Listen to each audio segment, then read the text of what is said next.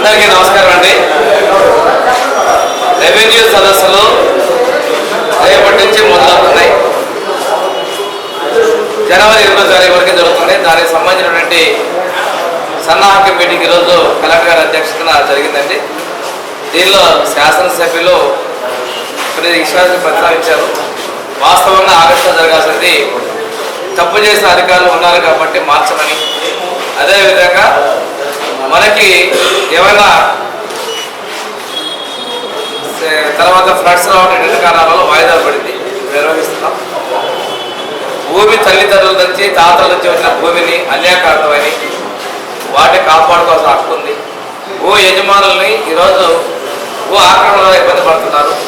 ఎవరైతే సొంతదారులు ఉన్నారో, ఎవరైతే ఇబ్బందులు గురయ్యారో వాళ్ళకి న్యాయం చేయాలనేటువంటి సదుద్దేశంతో ప్రభుత్వం ముందుకు రావడం జరిగింది.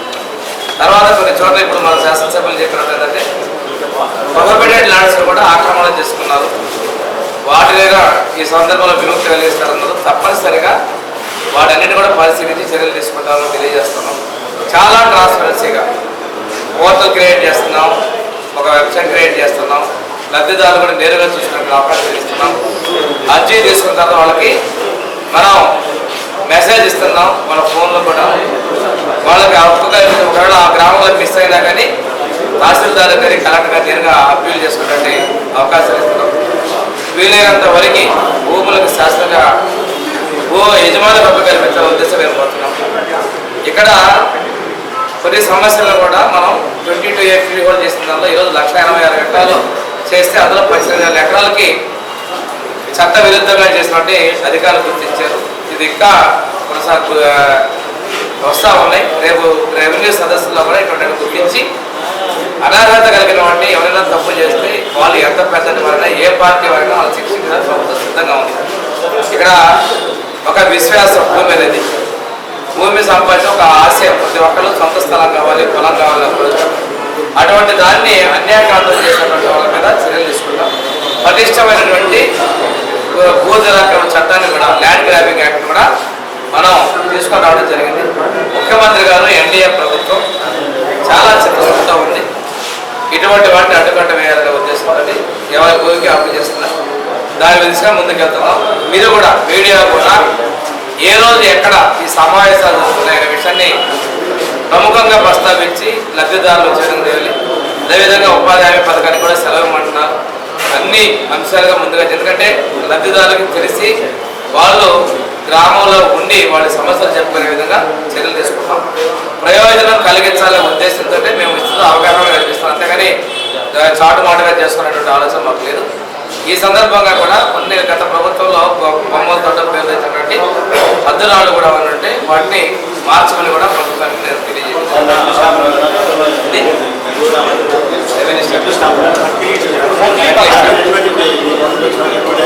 ఈరోజు రెవెన్యూ సదస్సు గురించి మనం మాట్లాడుతున్నాం. ఏ తప్పు చేసినా ఎవరైనా తప్పుడు పనులు చేస్తున్నా నేను యాక్షన్ తీసుకుంటాను. రాష్ట్ర వ్యాప్తంగా December 7th mega parents teachers meeting జరగబోతుంది. మన ప్రకాశం డిస్ట్రిక్ట్లో 2409 స్కూల్స్ ఉన్నాయి. అన్ని స్కూల్స్లో కూడా మన junior high schools, junior colleges, అదేవిధంగా రెసిడెన్షియల్ స్కూల్స్, అన్ని స్కూల్స్లో ఈ మెగా పీటీఎం అనేది జరగబోతుంది. డిసెంబర్ 7th అన్ని విధాల ఏర్పాటు చేయడం జరిగింది. అన్ని స్కూల్స్ కూడా స్పెషల్ ఆఫీసెస్ని పెట్టి ఉన్నాము. ఆ రోజు ఈ సందర్భంగా పేరెంట్స్ అందరినీ కూడా స్కూల్స్ రావాలని కోరుతున్నాను. అక్కడ స్కూల్లో కూడా మనకు స్కూల్ ఎడ్యుకేషన్ డిపార్ట్మెంట్ నుంచి ఇచ్చిన షెడ్యూల్ ప్రకారం వివిధ యాక్టివిటీస్ జరుగుతాయి. దాంట్లో ముఖ్యంగా టీచర్స్ 1-to-1 పేరెంట్స్తో పాటు కూర్చొని ఆ స్టూడెంట్స్ రిలేటెడ్ వారికున్న స్కూల్ లెర్నింగ్ అవుట్కమ్స్ గురించి వారు చెప్తారు.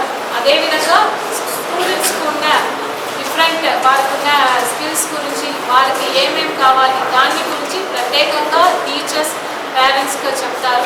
అదేవిధంగా మన డిస్ట్రిక్ట్లో ఉన్న ప్రతి స్కూల్స్ కూడా ఇప్పుడు దాదాపు 1,90,000 స్టూడెంట్స్ ఉన్నారు. వాళ్ళందరికీ కూడా హోలిస్టిక్ ప్రోగ్రెస్ కార్డ్ అనేది కూడా ఇవ్వడం జరిగింది. దాన్ని కూడా ఫిల్ చేసి టీచర్స్ పేరెంట్స్కు ఆ స్టూడెంట్స్ గురించి చెప్తారు.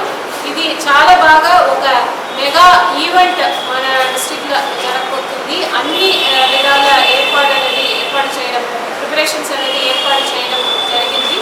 సో దీనికి పబ్లిక్ రిప్రజెంటేటివ్స్ కూడా స్కూల్స్కి వెళ్తారు. అదేవిధంగా అన్ని district level officers, divisional level officers, mandal level officers, village level ఆఫీసర్స్ని కూడా స్కూల్స్కి వెళ్తారు, పార్టిసిపేట్ చేస్తారు. ఈ ప్రోగ్రాంలో అందరూ పేరెంట్స్ కూడా మీరు ఎక్కువ సంఖ్యలో రావాలని కోరుతున్నాను.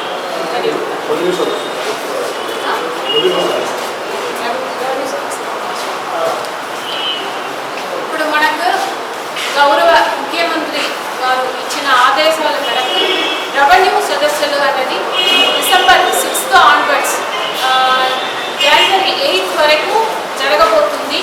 సో దాంట్లో మన ప్రకాశం డిస్టిక్లో 826 రెవెన్యూ విలేజెస్ ఉన్నాయి. ప్రతి రోజు కూడా ఒక విలేజ్ 2 టీమ్స్ వేసి ఉన్నాము. ఒక team headed by tahsildar, other team headed by TT. వారు విలేజ్కి వెళ్తారు, మార్నింగ్ 9 o'clock వెళ్తారు. అక్కడికి వెళ్ళి ముందుగా SC/ST హ్యాబిటేషన్స్ని అక్కడ విజిట్ చేస్తారు. తర్వాత అక్కడ ఆ విలేజ్లో ఏర్పాటు చేసిన గ్రామ సభలో ఉంటారు.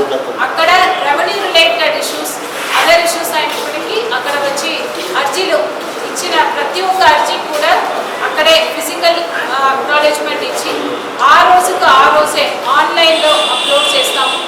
అదేవిధంగా వీటికి ఒక పూర్తి అన్ని మండల్స్ సంబంధించిన షెడ్యూల్ తయారు చేయడం జరిగింది.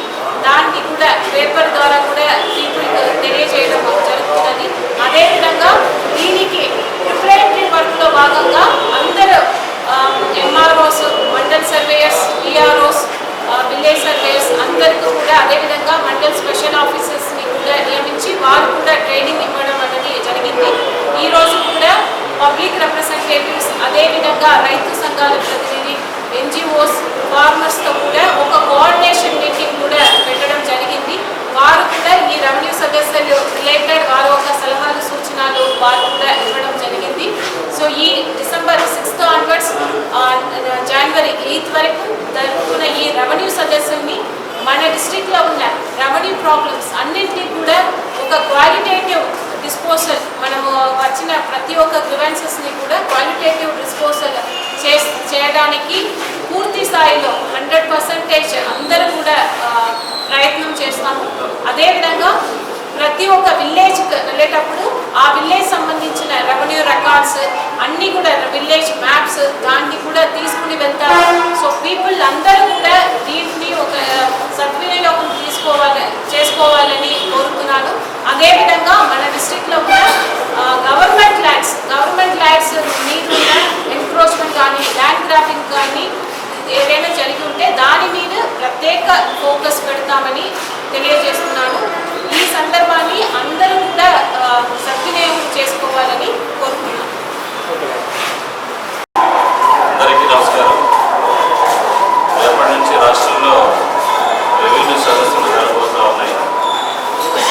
ఈ సదస్సుల యొక్క ప్రధాన ఉద్దేశం ఏంటంటే, గత 5 సంవత్సరాల కాలంలో జగన్మోహన్ రెడ్డి ముఖ్యమంత్రిగా ఉన్నప్పుడు ప్రతి గ్రామంలో వైసీపీ నాయకులు భూదందాలు చేసి భూములను అక్రమంగా ఆక్రమించుకొని బలహీన వర్గాల మీద శ్మశానాలు ఆక్రమించుకోవడం, బలహీనమైనటువంటి ప్రజలకు భూములు దాచుకోవడం, అక్రమంగా ఆన్లైన్ చేయటం, ఇవన్నీ కూడా జరిగినాయి.